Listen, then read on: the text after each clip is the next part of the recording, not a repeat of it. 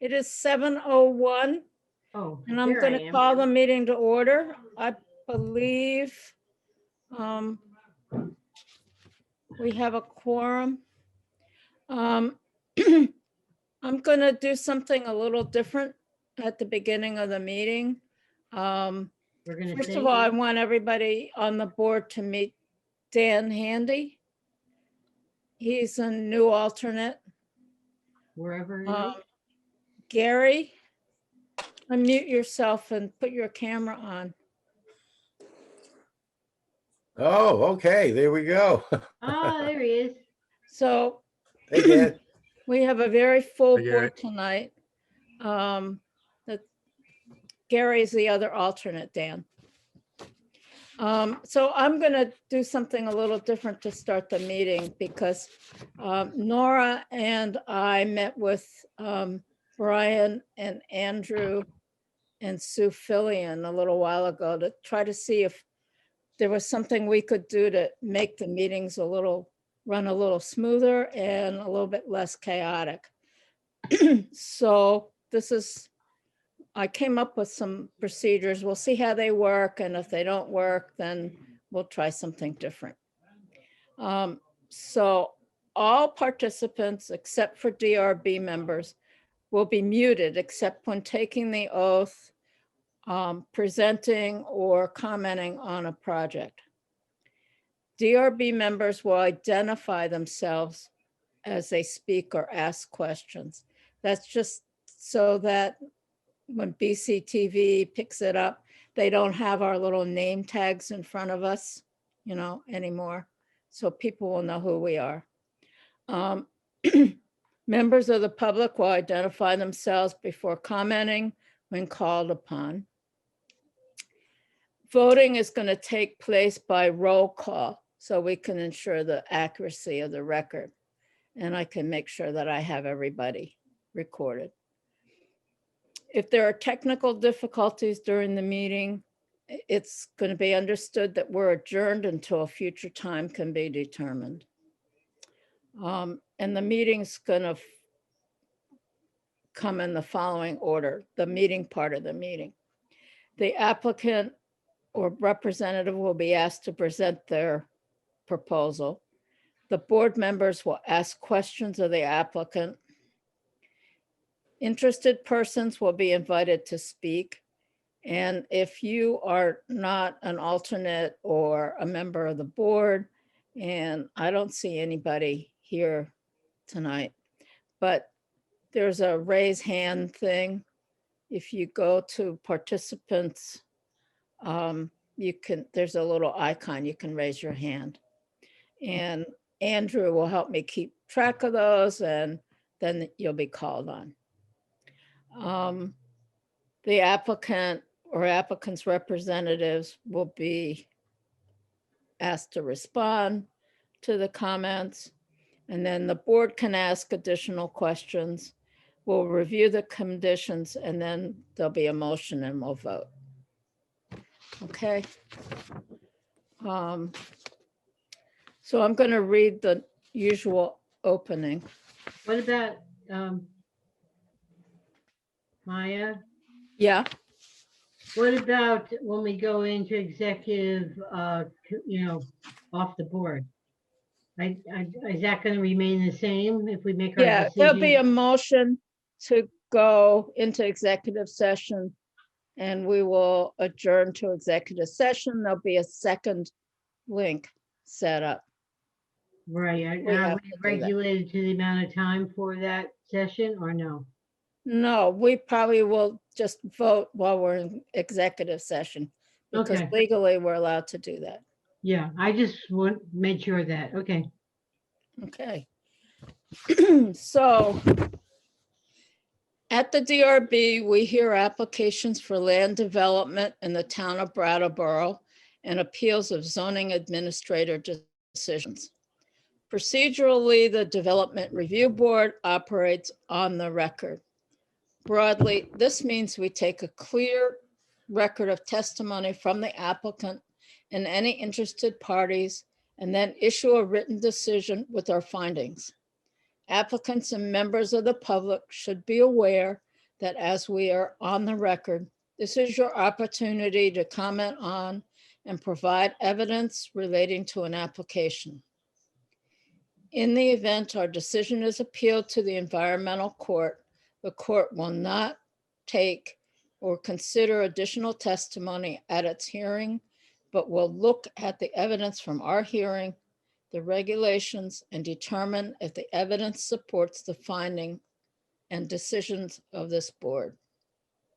Only interested persons that participate in this proceeding may appeal a decision made by the board. So I strongly encourage all of you to speak up at the meeting. We don't seem to have any public here tonight, but as we are on the record, we're going to ask you to affirm that your testimony will be truthful. So that would be Jeremy and Sky. If you can unmute yourselves for a minute. I hereby affirm that the evidence I give in the cause under consideration shall be the whole truth and nothing but the truth under the pains and penalties of perjury. Just indicate. Okay. Yes. All right. Thank you. You can mute yourselves again. Applicants require a majority vote of the full board to succeed. That's 4 votes out of 7. If we do not have a full board present to hear your application, then we will consider a request to continue your application to the next public meeting. After taking testimony, the board will close the public hearing and may vote on your application. The board will issue a written decision within 45 days of the close of the hearing. While we may vote on an application, it is the written decision that controls the timeline for appeal. It should be noted that the town of Brattleboro is a party with an interest in land development application. The town does not have a special status before this board. Documents provided to the board by the town planning department, town attorney, or other town departments will be considered in exactly the same way as information from the applicant and all other interested parties.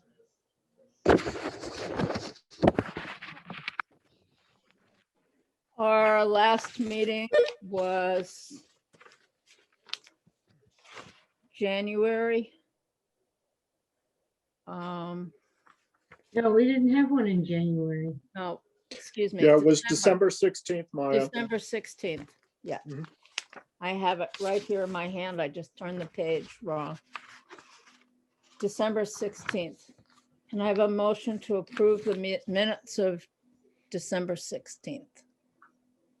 I move. Catherine? Catherine. Okay. Is there a second? I'll second that one. Okay, Michael. Don't forget to say your name. Okay. Michael, All in favor of approving the minutes? Please, for this, I'm just going to ask you to raise your hands, okay? Please indicate by raising your hand. 1, 2, 3, 4, 5, 6, 7, 7. I'm going to count both Dan and Gary as 1 vote because I haven't assigned anybody to. How does that work, Brian? Should I just say it's 6-0? Since I haven't appointed anybody to hear the case yet? For minutes, you can just count everyone and just appoint somebody for the hearing itself. Okay, so I can count 8. Yes. Okay, so the vote was 8-0. Okay. All persons took the oath. Brian, was the meeting properly warned? Yes, it was. Are there any conflict of interest or ex parte communications?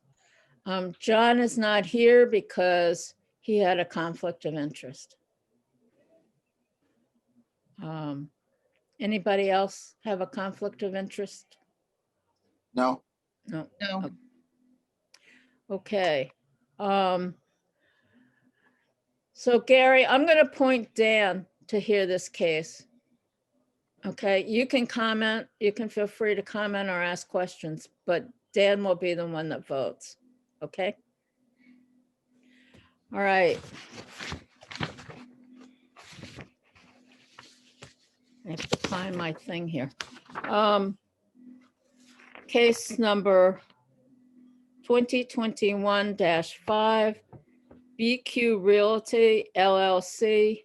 This is an urban center district request for site plan and design approval to change use of building to multifamily housing with offices for professional services and to construct an addition to the north side of the building along with a 5th story and a new entrance on the east side of the building at 47 Flat Street. So before I ask people to present, Catherine, this project has changed. We did hear it once before, but they're adding a 5th story and some other things to the building. And that's why we're hearing it again. Okay, it's kind of a different plan. So who is presenting? Guy is going to introduce. I'm Jeremy Toll. My name is Jeremy Toll. I'm an architect with Stevens and Associates. Sky Morse, who's the representing the owner of the property or the end user, essentially, will be speaking as well, and he'll start off the Yeah, with a great. little introduction. Okay. Thanks. Yep. Yeah, so I think most of you are probably familiar with what we refer to as the Snell building at 47 Flat Street, right next to the transportation center, and also in between the transportation center and the newly constructed snow block. As you're likely aware, the building has been largely vacant for many years, and we are very excited to bring new life to this building and to extend the redevelopment of Flat Street down to the transportation center. We are proposing that the building be redeveloped into commercial space on the ground floor. That right now is proposed to be a co-working space. So we would have remote workers working in the downtown, something that we certainly need and are having more and more of with the current inflow of people. I know I would love to work in that space rather than here in my guest bedroom. So the second, third, fourth, and newly proposed 5th floors will be mixed income housing. These units are going to be funded using among other sources, the low-income housing tax credit. And we've also received a $492,000 community development block grant through much help and leadership from the town. And so we think that we believe that having people live here on the street and work, live here and be at home in the evenings and work here and be coming and going during the day is really going to bring a lot to this part of Maine, of the downtown. I'm happy to answer any questions that folks have about just the overall concept, but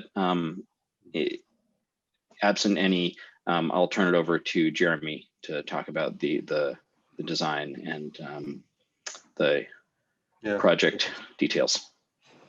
Thank you, Sky. Yeah, and as Maya recalled at the beginning, we did come before the board. I want to say it was it June or July?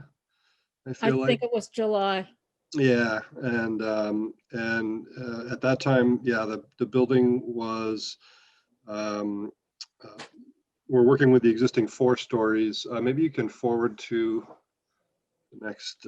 Yeah, there you go. That's a good image, sort of as a transition image. So the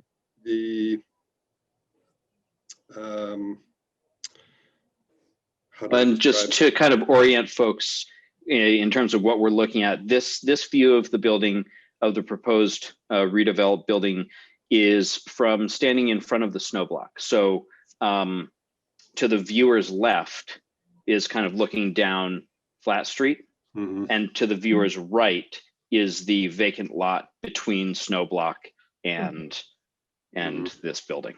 Yeah. And so you can sort of see, you can make out the outline of the current existing building, the 4-story existing structure that's there. And that was originally all we were adding, with the exception of adding a small 1-story addition on the rear at the ground floor, and a stair tower going up the back. Currently, since then, we've changed the plan to add an entire 5th floor. It allowed us to add 4 more units to the building, which helped the project in a number of ways. Correct. So that floor is added, and the addition on the back is now encompasses, like 2/3 of the back of the building has that addition going all the way up. And again, it allowed us to add some additional bedrooms to some of the units on the first floors. Without increasing essentially the footprint. The development footprint was the same anyway. We're just taking advantage of that now on the upper floors as well.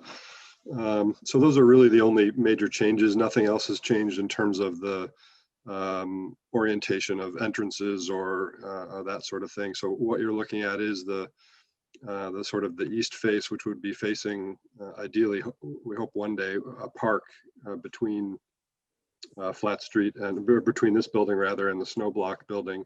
And so that's why we chose to orient the main entrance, provide a new main entrance with handicap accessible ramp to the first floor that will serve both the residential tenants accessing the upper floors and the commercial co-working space as well. So we have one common main sort of public entrance facing that park,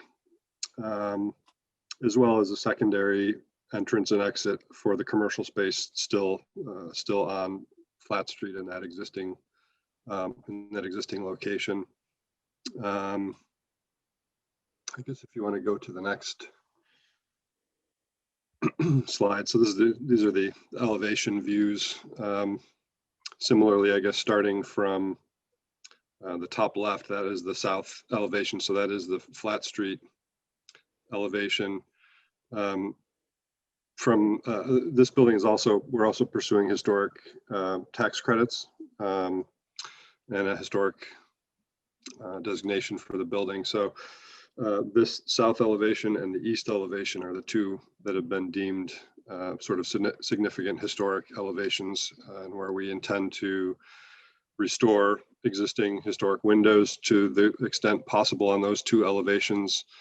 So we'll be restoring and repairing and adding storm windows to those existing arch top masonry openings on those 2 elevations. All the existing masonry openings on the other elevations will receive new windows. We don't think we have enough to replace them all. There aren't enough left that are in good enough shape to restore, but we will replace those with new windows that maintain that historic look and feel. We've designed the addition, so I guess moving to the top right corner, that's the east elevation. So that is the elevation, again, that would be facing the park. Again, providing a new covered entryway and accessible ramp and stair to that new main entrance. You can see on the north side of the building now the addition up the rear of the building and accessing the new 5th floor on the roof as well. In terms of materials, we're looking at a vertical metal siding, most likely as a siding material for that new addition, new portion. We feel like that will contrast the brick nicely and we're kind of straddling, you know, it's a residential building, but it's the history and the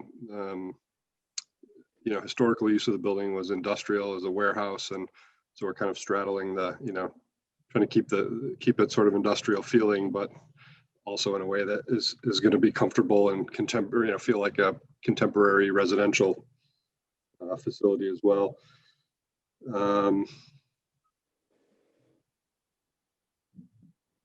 The west side, so the window openings in the masonry that don't have arch tops, these ones that are square,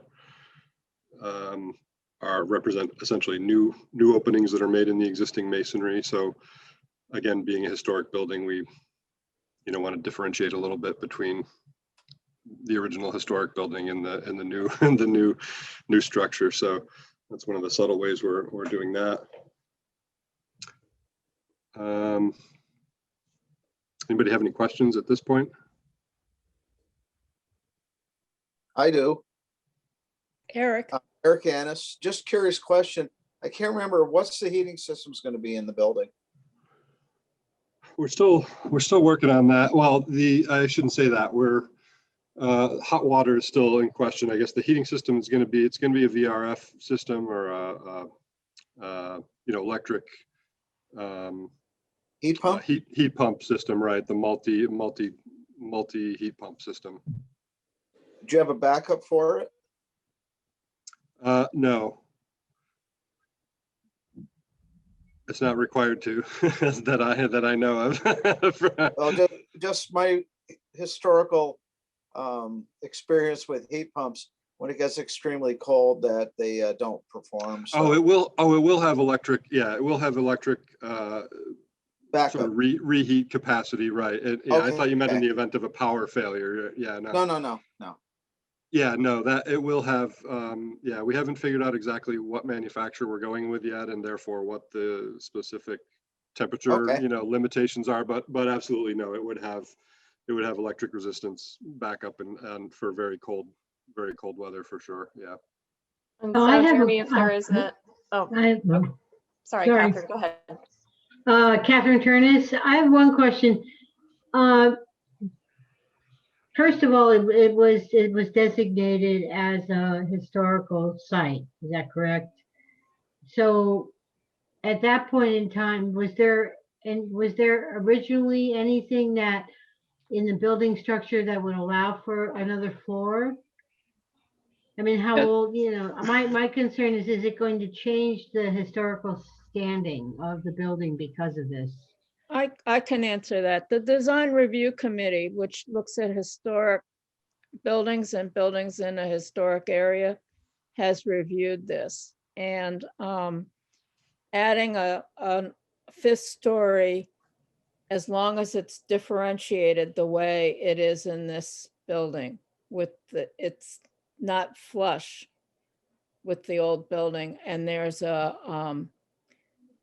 I forget what the term is, Jeremy, you can Yeah, tell so me. yeah, we did a couple things to sort of differentiate it, as Maya was saying that. Yeah, so this, looking at it from Flat Street, this south facade, you'll notice if you look at it from the east or west elevation, it's pulled back about 8 feet from the front face. So and as well on the sides, it's Oh, I see. constructed and now, pulled sorry, back from yes. the brick veneer just enough so that we Yeah. want these existing cornice lines to continue through, and yeah, so that original form, you know, kind of reads through. We don't want to bury the old building in this with a new hat, you know, kind of thing. So yeah, but we've been working with historic consultants and with guidance all the way along to that end. Yeah, as Sure. long as there's differentiation, it's Mhm. okay. Yeah. So, we're and intending also we're the intending to prefer- materials, I'm sorry. I was gonna say the material's different, the cladding material's different, and the windows are different. Right. Yep. And there are historic elements that we are intending to keep as well. For instance, on this east elevation, there's these 3 large doors in the center. Those were loading Oh. bay doors for when this was originally a warehouse. There was a block and tackle sort of up on the roof, and they would hoist boxes up to the second and third level, and then pull them in almost like a hayloft in a barn, kind of an approach. So those old doors will be restored and put in place in those openings, and some additional paneling on the inside will be preserved. There's a couple areas on the inside where we're going to expose the existing brick as well to keep some of that exposed and visible wherever possible. And much of the existing timber structure on the inside will remain exposed as well.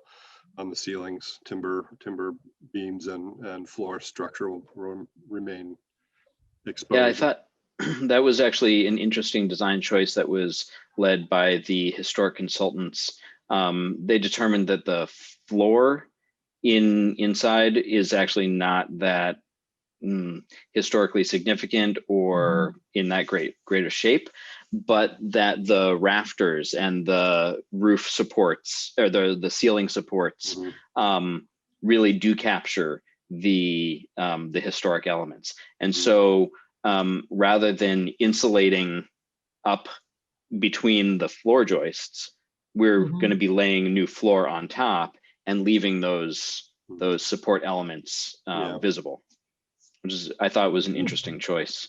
I also wanted to note that, as Jeremy mentioned, that fifth floor will be pulled back about 8 feet from the south facade. And what that means is it won't be visible from the street when you're on the south side. You'll see it if you're over by the snow block. You'll be able to see it. But if you're on the street, on Flat Street in front of the building, you won't see that fifth floor. If you're on the sidewalk kind of looking up, it'll be like it's not even there really. Interesting. Yeah. Margaret, did you have a question? Margaret? Yes, Margaret Schubart. So I actually wanted to return to the energy question. I'm from Texas, so the backup in and outage is fresh on my mind. And wondering if what the alternatives are for residents, particularly should there be an issue with a widespread outage. Yeah, from a power standpoint, and a heat standpoint, it's tough to say because there really are no, there is no code, there are no code requirements or regulations that require anything like that, even, in a building like this. The elevators typically have capacity to operate for a limited amount of time to get people out of the building when in a power failure so that people aren't trapped in them. We also, we have one issue we have had in this area in the last, well, I guess it's maybe a decade ago now, but it was a flood. And so the building did experience significant flooding in that event. 10 years ago, the flood waters were up to, well, about halfway up, I think, the basement windows. And so we're, although the building falls outside of the 100-year flood zone, we are actively flood proofing the basement and providing measures to pump that water out and to be able to do that in a power failure. So that is one aspect of emergency operation that we are looking at, is making sure that in a flood situation, if the power goes out, the building isn't going to fill with water, that our pumps are still going to operate and keep the building dry and safe in that regard. From a heating and energy standpoint, what I can tell you is I myself am a huge green building advocate, a huge energy conservation advocate. We are pushing for the highest level of incentives and high performance track, essentially, for the Efficiency Vermont programs around multifamily housing. So we're looking to insulate the building to a high level. It'll have, it's going to have 2 inches of continuous foam on the inside of the brick everywhere, as well as an additional 4 inches of insulation in the cavities, fiberglass or dense pack wool or dense pack cellulose in the cavity. So it's going to have a significant R value, pushing our I want to say 20, let's see.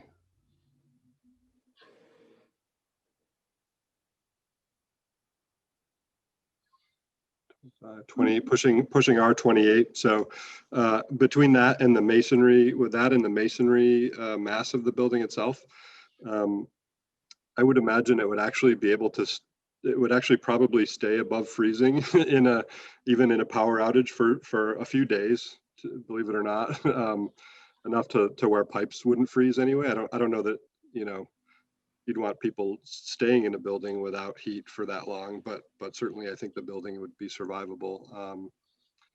Yeah, I think it's worth noting, Jeremy, that initially we had planned to not insulate the building at all, because the prevailing wisdom or the current thinking on a building such as this that is 3 wide deep, so 3 layers of brick in the wall, has sufficient thermal mass that the inside of the building actually gets warmed up, and there isn't a lot of, if any, airflow between the outside and the inside because you've got so many layers of brick. And so we were just gonna leave it as is. We ultimately decided that we would actually insulate it, and insulate it quite well. So, you know, to your reference about Texas, generally insulation is not a major priority in the southern states. Additionally, this building being in the downtown core, it's very uncommon to lose power for any extended period of time. Yeah. Yes, we do lose power now and then, but it's generally not for days. But it's a good question. Thank you for addressing it. Jeremy, do you have more that you want to talk to us about? Really just to whatever, you know, my hope is just to show you whatever you all need to see. So I don't know what's on the next slide. I forget what's in our deck here. I think we have floor plans. Hi, it's Catherine Turnus again. I have one more question. I noticed on your A100 sheet that as the basement, Mm-hmm. it's layout of the basement. You have a trash room. What is the what will be the process of trash pickup for that building, and is there composting going to be encouraged? My understand is that composting is a requirement in town. I live in Guilford, so the building that I am right now, because we have too many apartments that it's not the same as if you had 4 or less, where they would pick up your composting. And we actually are doing it here on our own. We're not required to do it by the state's not going to come and investigate us, because we really don't have a composting, you know, like one of the large composting containers. We do it ourselves with small ones and put them out for the trash pickup, but we do it on our own. If we weren't doing it, it would just go in the regular trash. So it's an interesting question. And I've actually been speaking with Peter Paggi at Wyndham Windsor about their strategy at the snow block next door. And given that we have vacant space between the building, you know, we've talked about, you know, is there some way to create a shared solution? We haven't finalized anything yet, but it is definitely something that we're thinking about. And I don't have a final answer for you. No, I think that's great to get together with them. Yeah. Michael Averill here. If I did happen to look up some of the rules concerning the trash, food scraps and the like, and one of the options they talk about is putting in a solar digester, especially if you have the option of having a couple of different places working together, the snow block and yourself. you might consider something along that line. Hmm. Apparently that only needs to get emptied like once a year type of thing, depending on the size. Michael, that's a really interesting suggestion. I haven't heard of that before, but as we, pursue the finer details, that's definitely something that I'll look into.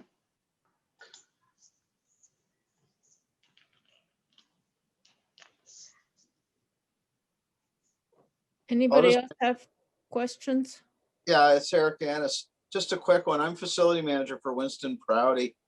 And we just have a composting dumpster that all the tenants up there just bring their compost up and put it in. Pretty Pick up simple. by a hauler every so often, or Once a week. yeah, No vermin issues. yeah. I think it's great that Brattleboro is doing that. We don't have. I live down in Massachusetts, so that's not happening yet here. But I wish it was, because I compost on my own in my own yard. I have my own setup, but it's a good thing.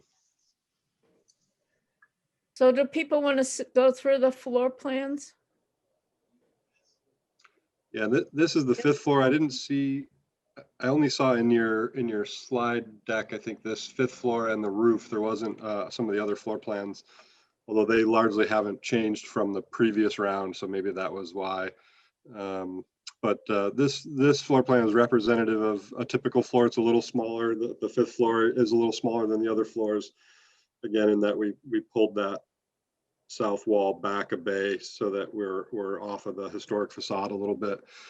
So there's only four units on this 5th floor, whereas all the other units have 5 units, or all the other floors rather have 5 units. But the back half, the north half, is similar on all the floors, with a 2-bedroom unit in the northeast corner and a studio in the northwest corner. In the south half on this floor, on the 5th floor, we have a studio in the southwest corner and a 1-bedroom. Actually, I think we've actually changed that recently. I think we've managed to make those into 2 1-bedrooms instead of a studio and a 1-bedroom. And then on the lower floors, there's essentially there's 2 studios, a 2-bedroom, and two 1-bedrooms on all the other floors. So it's a nice mix, really, of different units. All the units have a fair amount of the wood exposed, the timber framing and wood deck exposed, which will be nice. It's a unique building in the structure that is kind of close together. There's these posts every 8 feet in one direction, and anyway, it's gonna be a real neat, interesting little units. They're gonna be neat little units. So This also is a great view of the added benefit of running that addition up the back. So there is currently existing a 1-story shed addition off the back. that occupies that pretty much that same footprint. Exactly, that same little bump out at the top of the drawing. And we figured, well, if we're going to be redoing the foundation and redoing the roof, why are we only going to put 1 floor in between? Let's sandwich a few more floors in between, not change the footprint, and still just pay for 1 roof and 1 foundation. So what that does is it allows us to convert that unit in the northeast corner from what would otherwise have been quite a small studio now into a really nice 2-bedroom. And that means that for this property, we didn't have any 2-bedrooms. It was a mix of studios and 1-bedrooms. Now we have 2 bedrooms. 2 bedrooms typically equate to families. So this means that we can now have families living in the building. And that's something that we were eager to try to include. Eric, yeah, it's just a curious question. I noticed there's no tubs in the place. It's all showers. Just curious why. If you have a 2-bedroom and you have family, you might have kids. That's all I'm asking. That's a good point. That might be something to consider in the 2-bedroom. I think generally speaking, what we've been seeing is most places are getting away from that, or certainly in the studio and 1-bedroom realm, are getting Yeah. away from that and going to showers only. But you're right. It's a good point. In a 2-bedroom, in that case, someone might have a small child, and that would be a nice Yeah. feature. Catherine Turnus, I don't know, going back to bathrooms. Because you'll probably be renting to seniors. Are they going to be equipped with hand bars for people who need to get in and out of showers? Yeah, and that is largely why we do showers for that reason. It is easier in and out for most people, and then Right. that is what most people do, use showers rather than bathtubs. But and the codes, there are all sorts of codes and regulations around making all the units adaptable and accessible. There'll be, I believe, two fully accessible units developed from the beginning, and then all the rest of the units are made to be visitable and or adaptable. So anybody, someone in a wheelchair can get in and out of any of the units, and should be able to even use the toilet in any of the units, even if it's not even if it's not a handicap unit. That doesn't necessarily mean there would be grab bars on them, but that there's enough clearance to get that person, into the bathroom and maneuvered around. But again, yeah, we typically put blocking in place so that all the units can receive grab bars and handholds at the showers and tubs and things like that. If a tenant requests them, it's all ready to receive that if Oh, needed. great. It's also, I think we're mentioning that we, as part of our agreement with our funders, our public funders, we have agreed to set aside 4 of the 19 units expressly for seniors. So I wanted to ask you, basically, Gary Stroud, you're all set up for ADA compliancy for in and out of the building as well, too, for people? Yep. Okay. Yeah, the entire first floor will be accessible. From both stairs to grade will be accessible. Yeah. Yep, and the elevator accesses all levels from the basement all the way up to the 5th floor. Okay. And there's a ramp along the main Yep. entrance, if you remember looking at the east elevation, Gary.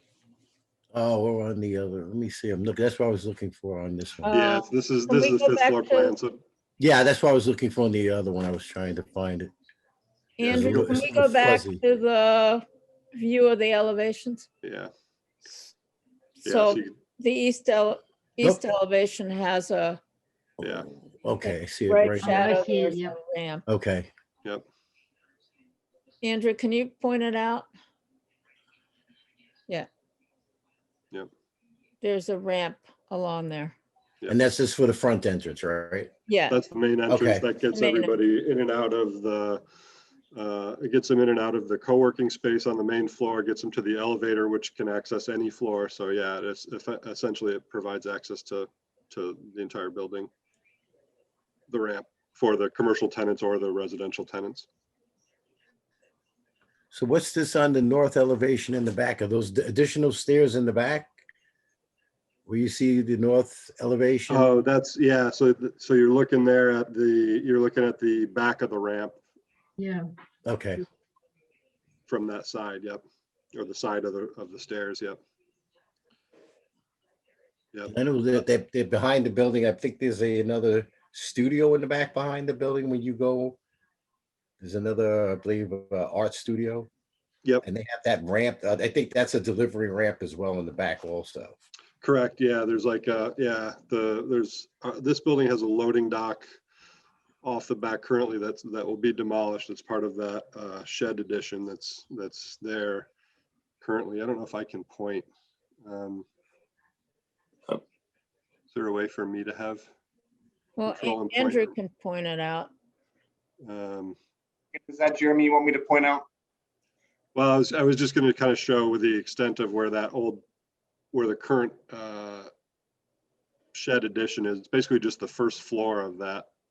If you North. went back to the Michael Averill here, if you went back to the first drawing, you can see it from the Yeah. Think looking down that's- from the top, the plan view. Oh, right. Yeah, exactly. So that dotted line along the Yes. back inside of our new footprint is the shape of the old shed, exactly. And then that is the loading dock. So that's all coming out.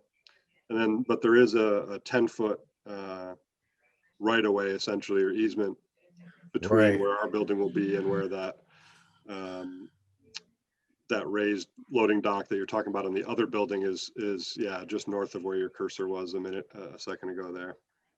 Exactly. That's the neighboring building's loading platform. So there's about a 10-foot space between the two, between our building and that existing loading platform. And that's going to be for, again, That's there. It's an easement that allows the owners of that other building to access their loading areas. Not associated with our project. It's off of our property. Okay. If there are no other questions from other members of the board, I have a few. If you'd like to take other questions first, I have one. Okay, Dan. Okay. So the 8-foot setback in the 5th floor addition. Yep. Thanks for explaining the design reason for that setback. Mm-hmm. Is that 8-foot section considered part of the roofing system? Yeah, so that'll have a new roof. Yeah, basically the entire existing roof is going to get taken off, and then we'll construct what will be a new 5th floor / roof. So that, yeah, the first 8 feet will be new roofing system, and then the 5th floor structure will be built over the back half, and then a new roof on top of that. So yeah, there is sort of a multi-level roof going on. Yep. Right. I couldn't help notice in the first image, is it a rain diverter or some sort of grill? Those are like a shading devices. Yeah. Shade. Okay. Yep. So I guess what I'm getting to is, have you changed the rainwater management of that roof by doing this? You know, you haven't changed the pitch of the roof or anything, I don't think, but. No, it's all, currently that roof is draining to internal roof drains that then go, actually currently, we just discovered the other day, we put a camera down there, that it's going, there's no separate storm and sewer system right now. It's all dumping into the sewer system, not into a stormwater system. So that's obviously going to be taken, all completely taken apart and abandoned. But there will be new internal roof drains serving both of those levels. So there's currently no water leaving the roof, essentially, no water from the footprint of the building that's hitting the property. It's all going into, well, currently it's going into the sewer system. When we're done with it, it'll be going directly to the stormwater system, and not infiltrated on the site or not added to the site burden or added to catch basins from the surface in any way. So yeah, effectively not really changing how it's being handled, other than we're picking up a little more off the, I guess the width of that addition is all that we're changing in terms of impervious surface. Mm-hmm. So this is Catherine again. So that means that would handle all the snow melt, or for instance, like what we just had yesterday with that ice that we had. Mm-hmm. When those start melting, is it, I mean, I'm Yeah, looking so at the you. roof drains Are there are drain pipes or required. something that go from the roof straight down? Yeah, so there are roof drains that go on the roof, just like a drain in your bathtub almost. They're obviously, they have structures to protect them from debris getting in, and there's actually also a backup. You're required to have a main roof drain and then an overflow as well level, so that if for some reason your primary roof drains are obstructed, the roof is not going to fill up with water to the extent that it will cause your roof to collapse because of the weight of the water. So Right. there's, yeah, belt and suspenders systems for, you know, eliminating any problems like that. But essentially, yeah, there'll be probably at least four, I think, roof drains, maybe 6 roof drains covering the total area of the roof. Those will all come together into a main vertical pipe that will go down through the building into the basement and then basically out to the street from there. Yeah. So all that, yep, all that water will be handled internally. And one last question, Gary Stroud. I don't know if anyone even on the committee also heard of a LEED certification, LED. It's called the Green Building Solution. Are you familiar with that, anyone? Dan? LEED, I don't know if that's something you looked into also. It's a way to help out, and they also have grants and certificates. I don't know if something that you might have looked, or you said you were looking into other solutions. I'm I don't actually know a if LEED Brattleboro accredited is. professional. I've been pursuing, like I said, green buildings and that kind of stuff for most of my career. We're not pursuing LEED certification on the building. LEED is a great system, and it has put green building on the map, or has put it on the agenda, I should say, maybe more appropriately, for in lots of different settings and like this, and it's made for a lot of companies and a lot of big buildings and a lot of different kinds of buildings to become green that wouldn't have 20 years ago if LEED had not come about over the last 20 years. It's also, unfortunately, it can be extremely costly to implement, not the actual green building measures, but the process itself to get the building certified as a LEED building. Right. Often costs on the order of, for a building like this, it could be $80,000 worth of additional soft costs to get that building certified. So that's the reason we're not pursuing something like that. Like I said, though, we are pushing the green building envelope as far as we can with this, in terms of, again, pursuing the highest level of energy efficiency incentives that we can get with multifamily housing agencies, and again, trying to do the right thing in terms of, just reusing, just keeping this building and going through what we've gone through as a team to try to make a viable project out of this building is a green thing. Just reusing this building is a very green thing for sure. But yeah, unfortunately, LEED certification or some kind of third-party green certification like that for this building, unfortunately, would just be cost prohibitive. Like I said, not that we're against high performance buildings or green buildings in any way, but pursuing the actual certification just ends up adding a lot of soft costs that a project like this can't bear. Right, understandable, totally. Yeah, no, but I appreciate you bringing that up. It's a good thing to mention and to keep people talking about, for sure. And like I said, I'm a LEED accredited professional. I've built several LEED buildings. I would love to make this one. I would love to make every building I build a LEED building, but unfortunately, it's not in everyone's budget. Do other members of the board have any questions? I do. It's Nora. Yep. All right, Nora Dissinger. Can you talk about the operability of the windows on that 5th floor? I'm very concerned about the safety issues of people seeing that 8 feet of open area as their own private deck, or a child getting up there. So can you talk about that? Yeah, those windows certainly would be restricted. I mean, any of the windows really on even on the 4th floor, they're big enough double hung windows that, yeah, we wouldn't want them to be able to be open to the point where anybody could climb out of it. Yeah, so that will be looked at and dealt with for sure.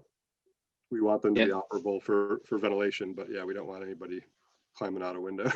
Well, yeah, it looks awfully tempting, Yeah.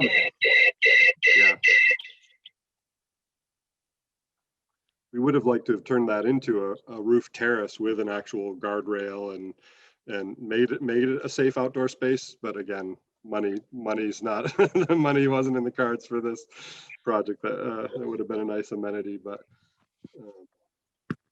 it would have also been tricky with historic to have a guardrail out there as well. But This is Catherine again. What about the technical aspect? Is the building going to be internet accessible? Are you going to, is it, when you move in there, are you going to be able to use your laptop? Yes, so the the building will be wired for Thank you. high-speed internet. And so for the co-working space on the ground floor, we're going to need high capacity, very fast internet to ensure that everyone there can do the work that they need to do, especially now that we're all on Zoom and so forth all the time. It's abundantly clear that high bandwidth is essential.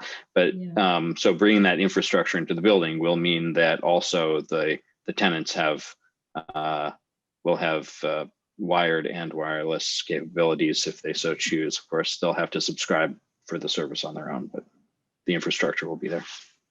And you haven't picked out an IS provider as yes for us, Consolidated or Comcast? Or you're looking around because we might be going broadband at some point? Yeah, that'll really be a business decision for the co-working space and a personal decision for the tenants, I think. Dan, did you have a question? I did. I'm sorry, I had a little technical difficulty there, if you noticed. But in any case, I'm not really sure if this applies, but it applies to our decision, of course. But it's a curiosity. You mentioned that it's going to be considered mixed income housing. Since we're talking about the 5th floor, I'm just curious if mixed income will be considered on every floor, consistently, of course. Yes, it is one of the requirements of our funders that we have equally distributed income thresholds, both across unit types. So you can't have all 1 bedrooms be one income threshold and all 2 bedrooms be another. So we have to have unit types equally distributed across the various income thresholds, and similarly income thresholds and unit types equally distributed around the building. So it's kind of this 3D puzzle that I had to figure out, but the answer is yes. Yeah, it's a requirement for CDBG funding. So do the members of the board have any other questions? I have a few things I wanted to raise. This is Margaret Shugart again. Just one more question. I see space for indoor bike storage. Will that be available to both the coworker space users and the residents? And if not coworker space users, will there be other bike storage for them? Yeah, so the indoor bike storage will be for the residents, I think. And I'm pretty sure there's a bike rack planned to be, I think it's on the sort of around the back of the ramp. So, near that side entrance, there will be a placement of a bike rack outside for those folks using the co-working space. Yeah. This is Dan Handy. Just one more question about the roof. Are you installing anything like skylights or other openings that are different from the original roof? No, nothing in terms of skylights. We've talked about solar, so I think we're going to reserve still an area on the south half of the roof to keep that clear for future solar installation.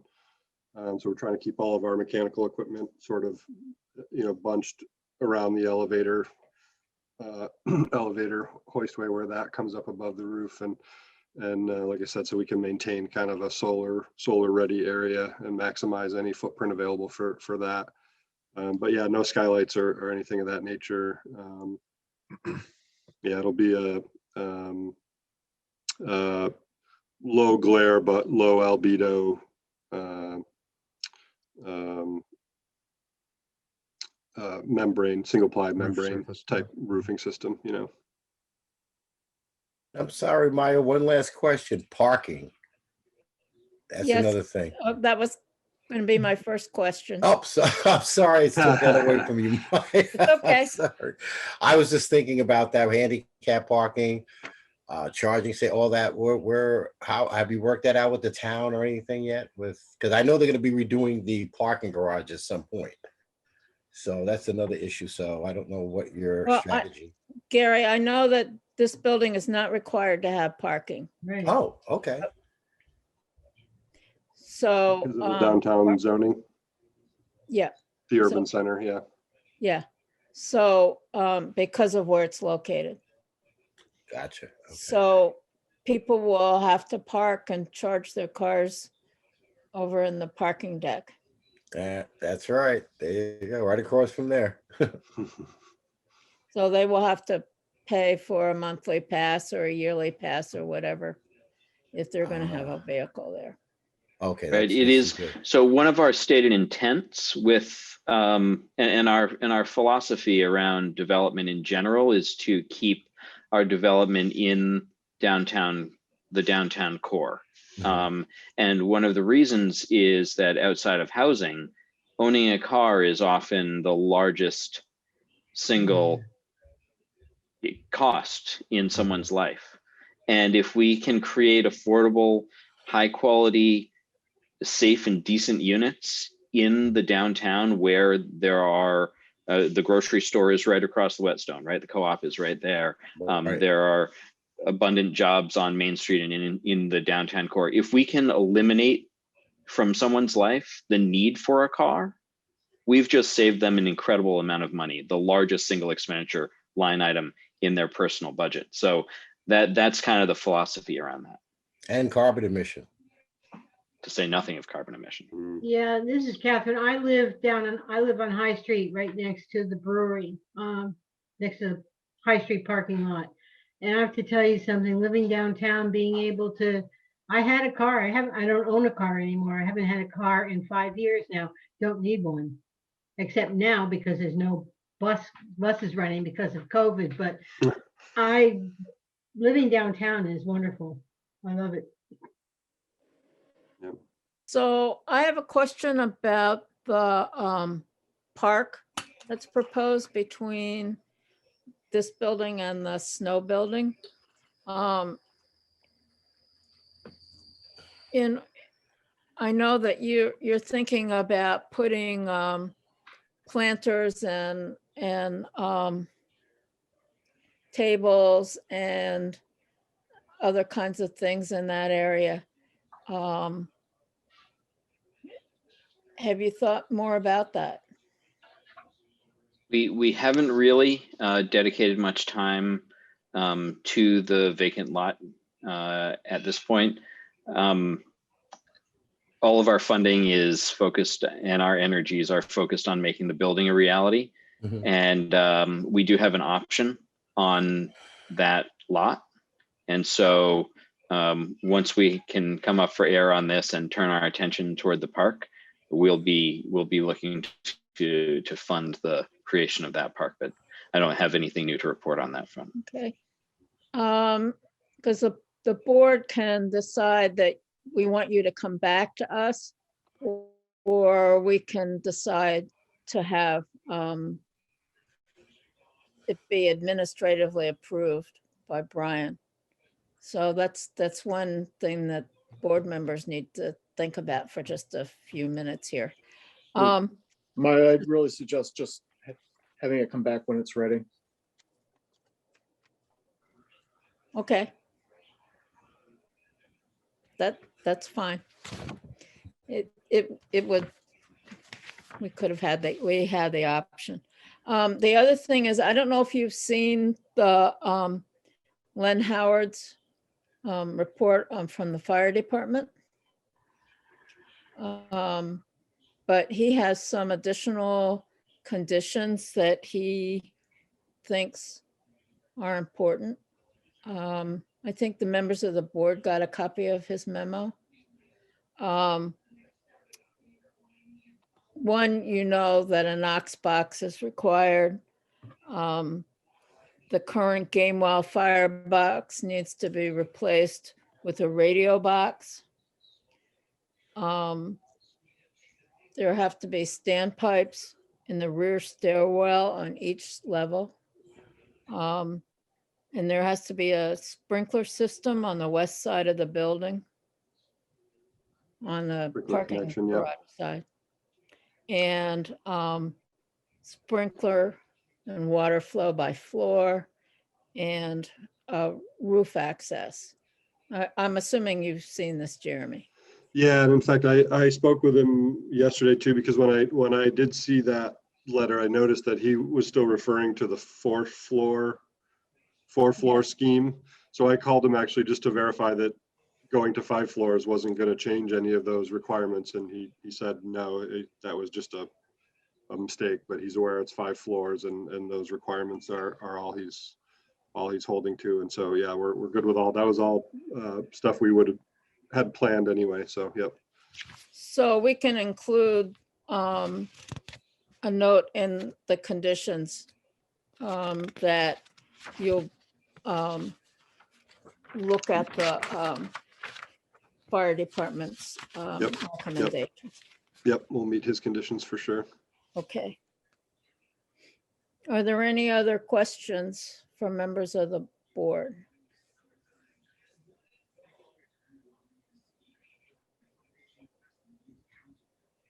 Nobody has anything else? Okay. Is there a motion to approve the project with the conditions that we received a copy of, with the addition of the fire conditions? You mean update to fix the mistake of the letter? What He just, mistake? and didn't he just say that the letter was meant to be the 5th floor, even though it said 4th floor? I thought that he just Oh, said that. yeah, I don't know whether we have to amend that just so that the just so Jeremy understands. We can't really be changing Len's Right, so memo. I'm sorry, I don't understand why we have to make it a condition. You're Well, just accepting the fire chief's conditions as Oh, part of okay. your, As part of our conditions, Oh, we're okay, saying that they're going to accept his conditions. okay, That's a very convoluted sentence, sorry. yeah. So a member of the board want to make a motion to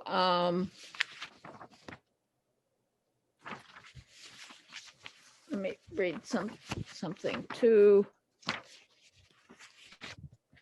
I would like to make, Michael Averill here, I'd like to make a motion to accept the proposed plan here using the well, I can read the motion. I found it. good. The Development Review Board, based on the foregoing finding of fact and conclusions of law, hereby approves the application number 2021-5 by 47 Flat Street LLC for BQ Realty for site plan and design review approval to change the use of the building to multifamily housing with offices for professional services and construct an addition to the north side of the building along with a 5th floor and a new entrance on the east side of the building at 47 Flat Street, subject to the conditions and safeguards that are listed. Great, I second to whatever she said. Well, I would so move that, but also include the fire chief's conditions Yes. as well. Yes. Okay.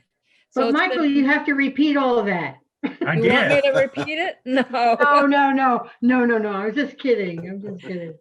So, I'm gonna call the roll of the board so we can vote. Nora, Aye. Catherine, Yes, Margaret, Yes.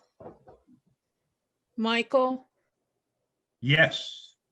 Eric, Yes. Dan. Yes. Okay, so, and Maya, yes. So that's 7-0. And it passes, and we wish you luck with your building, and Oh, I yeah. look forward to watching it take shape. Thank you so much. We do too. Appreciate it. Okay, does Thank you. anybody else have any other business to come before the board? Brian, where's Brian? You No, I have- don't think we have anything, except for that amendment. I think you should officially adopt the amendment to procedures for the Zoom meeting. And I have posted those to the website. Okay. Is there a motion to adopt the procedures that I read at the very beginning a long time ago? I so moved to adopt the procedures that she read a while ago for Zooming. Zoom meetings. Yes. And this I is second. second. This time, let's just raise our hands. All in favor? Aye. Eric's voting twice. Okay, passes 7-0. And is there a motion to adjourn? When's the next meeting? March what? 17th. 17th, okay. St. Oh, Patrick's that's right, Day. the same day, yeah. Yeah, well, February and March I repeat. noticed that.